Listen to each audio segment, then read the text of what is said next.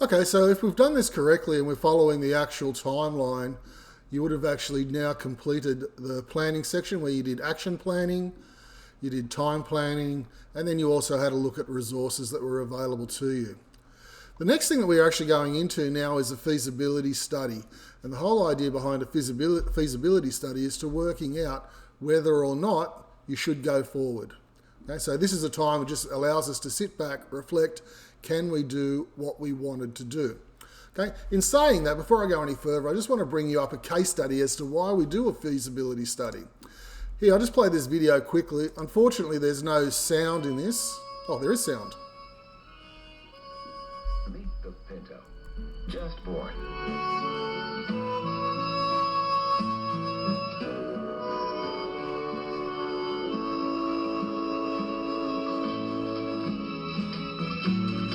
Pinto, the new little carefree car from Ford. Priced like a small economy import, but you'd never know to look at it. It's averaged over 25 miles per gallon in simulated city and suburban driving. But it's frisky, with a wider stance than any little import, so you won't be pushed around by the wind. With high-backed bucket seats in front and comfortable room all around. And Pinto's strong, built to run and run and run, with little servicing, little noise, little expense. Pinto, a little carefree car to put a little kick in your life. A little better idea from Ford. Okay, so the reason behind this car and why I'm actually bringing it up as a feasibility study, there was a whole lot of controversy when this actually came out. What was happening in America at the time in the 1970s is that the petrol prices were going up and they were starting to import the Japanese cars to actually cater for that need. Basically, cheap car, less petrol, saving dollars in the pocket. That's what people actually wanted. So Ford, in their idea here to actually keep their market share in America, they decided to create the Ford Pinto, which is, look, you know, for all intensive purposes, it's a nice little car and it's quite a collector's item. However, they actually rushed through the production. So what was actually happening with these cars is this. This is actually a test video when they were doing their own feasibility studies. So as the car goes up, when they actually designed the actual Pinto itself, in the back of the car is where they put the petrol tank. So what was happening was any car that was actually traveling at more than 28 kilometers per hour and hit the car, 28, you're looking at about 40k. So imagine going through a school zone at that speed, hitting then the Pinto from behind, the car would actually burst into flames. Now, coming back to the idea of a feasibility study, when they actually did the feasibility study, it was quite horrific in the sense that they were looking at the cost of recalling the car versus the cost of paying out for wrongful death. So they were actually going, and they actually did for quite a while, it'd be cheaper to pay for like being sued by someone for wrongful death than calling back the car. Disgusting, horrible.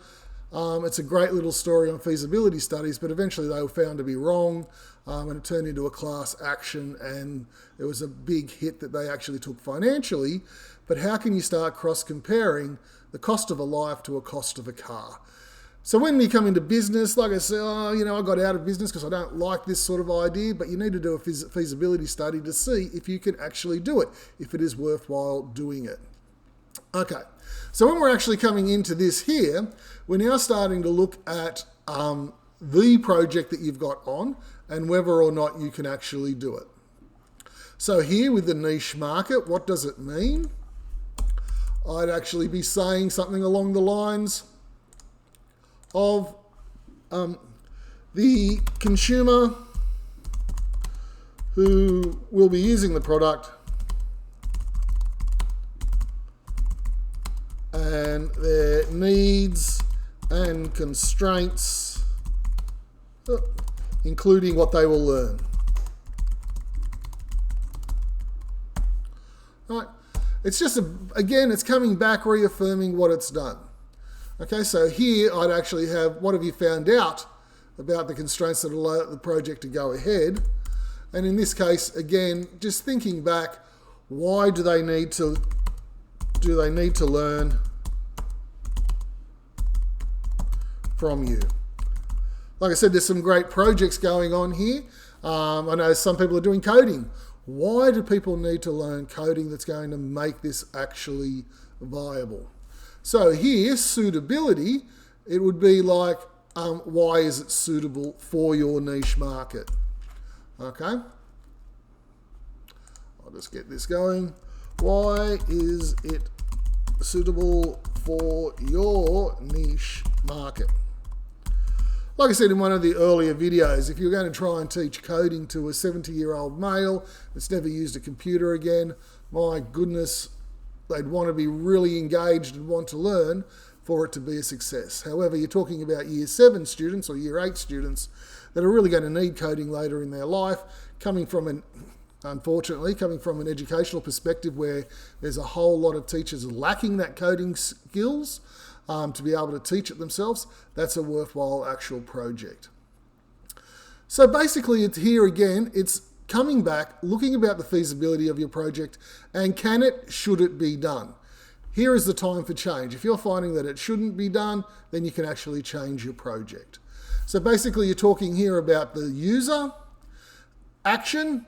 Is 14 weeks enough time to get your plan done? Do you have the right steps to get it done? 14 weeks to get it done. Resources, are they actually available? Economics, if you had to go out and buy canvas, I would actually say that this project would not be any good.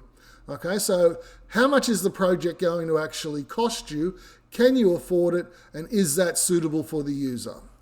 Technical, do you have the technological skills to do this?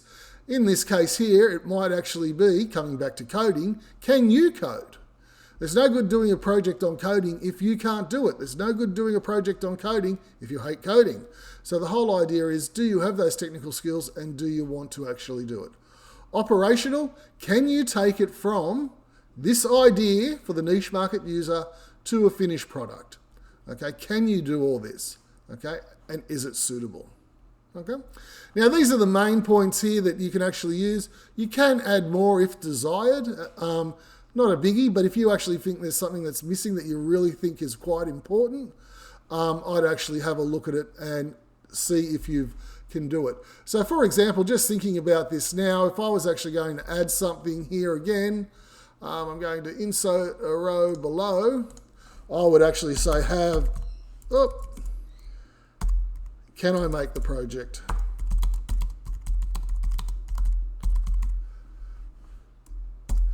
I know it sounds like a stupid question, but so many times have people actually tried to start a project and they've got no ability in doing it. Not talking about Canvas, because that's something that you're going to be learning throughout this course, or you could actually use here for a Canvas. The analysis that you need to learn Canvas, suitability is time is given to you to learn it, so that makes it actual practical. But like I said, like with coming into coding and stuff, or in my case, I'm actually doing a diamond ring at the moment that's got beautiful clusters. So I'll just bring it over here so you can actually see it. I'm actually having to make this for someone at the moment. Do I have the technical skill to be able to do this? Okay, so can I make it? Can I actually do it? Okay, so thank you very much for listening. Give this a go and we'll move on to the next step after that. Thanks.